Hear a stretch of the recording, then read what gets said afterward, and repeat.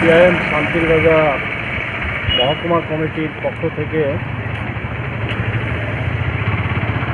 SP সাহেবের কাছে ডেপুটেশনে এসেছি। গত 9 ডিসেম্বর থেকে টানা শান্তিরবাজার মহকুমাতে সিপিআইএমের নেতা কর্মীদের বাড়িতে বাছাই করে করে আক্রমণ হচ্ছে, মারধর হচ্ছে, বাড়িঘর ভাঙচুর হচ্ছে, টাকা পয়সা আদায় করার জন্যে হুলিয়া জারি করছে। এখন পর্যন্ত 15 জন আমাদের নেতা কর্মী তারা আক্রান্ত হয়েছে।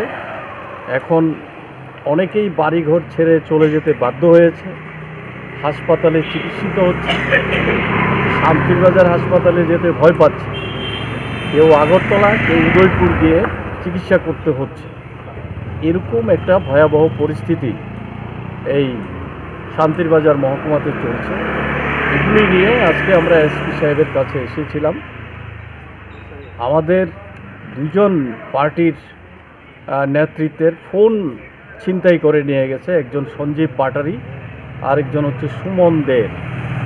এই ফোন নাম্বারগুলি থেকে কার কার কাছে তারা সিপিআইএম পার্টির কাছে ফোন করেছে সেই তথ্যগুলি সংগ্রহ করে তাদেরকে ফোন করছে এবং ডেকে এনে এই যে শান্তিরবাজার পুরনো মোটর স্ট্যান্ড ইএমএস অফিস সেখানে এনে টর্চারিং করছে।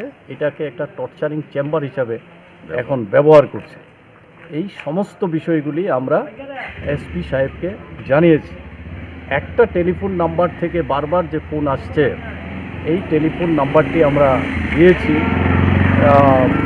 এসপি সাহেবকে যে এই হচ্ছে ঘটনা, এই ভয়াবহতা বন্ধ করার জন্য অবিলম্বে পুলিশকে ব্যবস্থা নেওয়া দরকার।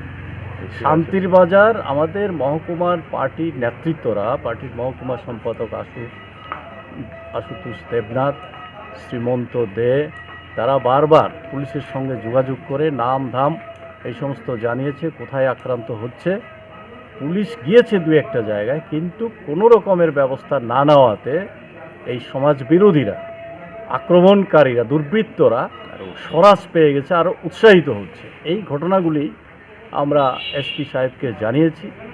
আজকে আমাদের সঙ্গে বিধায়ক যশবীর ত্রিপুরা, পার্টির সম্পাদক আশুতোষ দেবনাথ, পার্টির নেতা জহর দেবনাথ, আমরা এসেছি। এসপি সাহেব আমাদের সামনেই এই আশ্বস্ত করেছে, এসডিপিওকে বলেছে দ্রুত এগুলো এনকোয়ারি করে তাদের বিরুদ্ধে কি ব্যবস্থা নেওয়া যায় সেটা দেখার জন্যে। আমরা দেখব, যদি তারপরেও ব্যবস্থা না হয় পরবর্তী সময়ে আমরা অন্যভাবে তার বিরুদ্ধে আন্দোলনে যেতে বাধ্য হব, এছাড়া কোনো বিকল্প নেই।